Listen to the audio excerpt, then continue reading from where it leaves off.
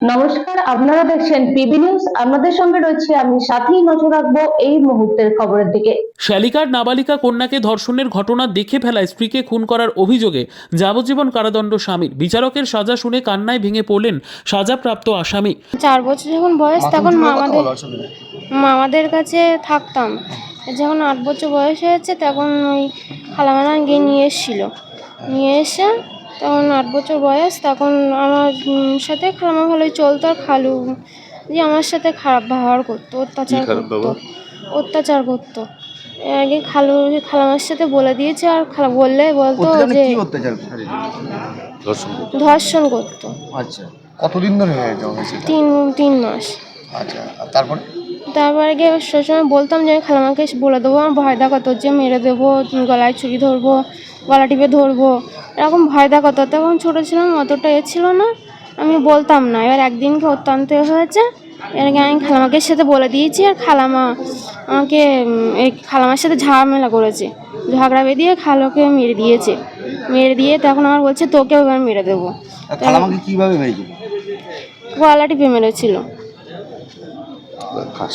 ফাঁস লাগিয়ে মারিয়েছিল, ওই ফাঁস দিয়ে মেরেছিল। তোমার সঙ্গে যেটা হয়েছে সেটা তো বিচারাধীন, তুমি কি চাইছো? আমি সাজা চাইছি। কি সাজা চাইছো? ফাঁসি চাইছি আমি। শ্যালিকার নাবালিকা মেয়েকে ভয় দেখিয়ে দীর্ঘদিন ধরে ধর্ষণ করার কথা জানতে পেরে স্ত্রী স্বামীর বিরুদ্ধে প্রতিবাদ করায় স্ত্রী তাজমিরা বিবিকে খুন করে স্বামী। জামশেদ আলী মণ্ডল তার স্ত্রীকে খুন করার অভিযোগে গতকাল তাকে দোষী সাব্যস্ত করে বসিরহাট ফাস্ট ট্র্যাক 3 আদালতের বিচারক। আজ তাকে আদালতে তোলা হলে বিচারক জামশেদকে যাবজ্জীবন কারাদণ্ডের আদেশ দেয়। বসিরহাট আদালতের আইনজীবী গোলাম মুস্তফা বলেন, জামশেদের স্ত্রী তাজমিরা বিবির দিদি জামাইবাবু তার 4 বছরের মেয়েকে রেখে নিখোঁজ হয়ে যায়। 4 বছরের সেই শিশু কন্যাটি বাদুড়িয়ার মলয়াপুরে তার মামার বাড়ি চলে আসে। যখন তার বয়স 7 বছর তখন সে মাসি মেশোর বাদুড়িয়ার বাগজোলার বাড়িতে এসে থাকতে শুরু করে। ওই সময় অভিযোগ, মেশো মোহাম্মদ জামশেদ আলী মণ্ডল তাকে ভয় দেখিয়ে দীর্ঘদিন ধরে তার উপর অত্যাচার চালায়, তাকে ধর্ষণ করে। এই কথা স্ত্রী তাজমিরা বিবি জানতে পেরে যায়। সে প্রতিবাদ করলে গত 2018 সালের 8ই এপ্রিল রাতে স্ত্রী তাজমিরাকে গলায় শাড়ি দিয়ে ফাঁস লাগিয়ে খুন করে জামশেদ। তার বিরুদ্ধে স্ত্রীকে খুন ও শ্যালিকার নাবালিকা মেয়েকে দীর্ঘদিন ধরে ধর্ষণ করার অভিযোগে গত 2018 সালে 10 এপ্রিল জামশেদকে পুলিশ গ্রেপ্তার করে। স্ত্রীকে খুন ও নাবালিকাকে ধর্ষণের অভিযোগে সেই থেকে সে জেল হেফাজতে থাকার পর দীর্ঘ প্রায় 5 বছর ধরে একসাথে 2টি মামলা চলতে থাকার পর বসিরহাট ফাস্ট ট্র্যাক 3 কোর্টের বিচারক স্ত্রী খুনের দায়ে তাকে যাবজ্জীবন কারাদণ্ডের আদেশ দেন। অন্যদিকে বসিরহাট এডিজে আদালতে নাবালিকাকে ধর্ষণের পক্সো আইনে মামলা এখনও চলছে তার বিরুদ্ধে। আজকে যার সাজা ঘোষণা হয়েছে তার নাম এমডি জামশেদ আলী মণ্ডল। ইনি এনার শালীর নাবালিকা কন্যাকে ধর্ষণ করেছিলেন এবং সেই ধর্ষণ করার ঘটনা আর কি ওনার স্ত্রী দেখে ফেলে, এই আসামির স্ত্রী, এবং দেখে ফেলার ফলে তাদের মধ্যে হট অল্টারেশনের কারণে সেই রাত্রে তাকে শ্বাসরোধ করে গলায় ফাঁস লাগিয়ে মার্ডার করে দেন। এবং সেই মার্ডার কেসে আর কি 2019 সালে বিচার শুরু হয়। 2019 সালে বিচার শুরু হওয়ার পরে গতকালকে ল্যান্ডেড কোর্ট দোষী সাব্যস্ত করেছেন বসিরহাটের FT3 ল্যান্ডেড জাজ শ্রী সঞ্জয় নস্কর মহাশয়।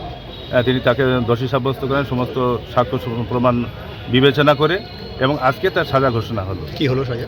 এই আজকে সাজা ঘোষণা হলো, তাকে যাবজ্জীবন জেল ঘোষণা করলেন এবং সশ্রম কারাদণ্ড, যাবজ্জীবন সশ্রম কারাদণ্ড ঘোষণা করলে এবং 10,000 টাকা জরিমানা, অনাদায়ে আর 1 বছর জেল। যাবজ্জীবন জেল বলতে কত বছর? লাইফ? আর হ্যাঁ, যাবজ্জীবন বলতে যাবজ্জীবন, টিল ডেথ, এটাই আমরা বুঝি। এর সঙ্গে দুটো কেস হয়েছিল তো একসঙ্গে? হ্যাঁ, এই খুন এবং ওই নাবালিকা ধর্ষণ, মানে সুমোমোটো কেস যেটা। হ্যাঁ, সেই কেস, মানে এই একটা কেসের ফয়সালা আজকে হলো? একটা কেসের ফয়সালা আজকে হলো, এবং সেই পক্সো কেসটা এখনও পেন্ডিং অবস্থায় আছে, এখনও 3 জন সাক্ষী হতে বাকি আছে।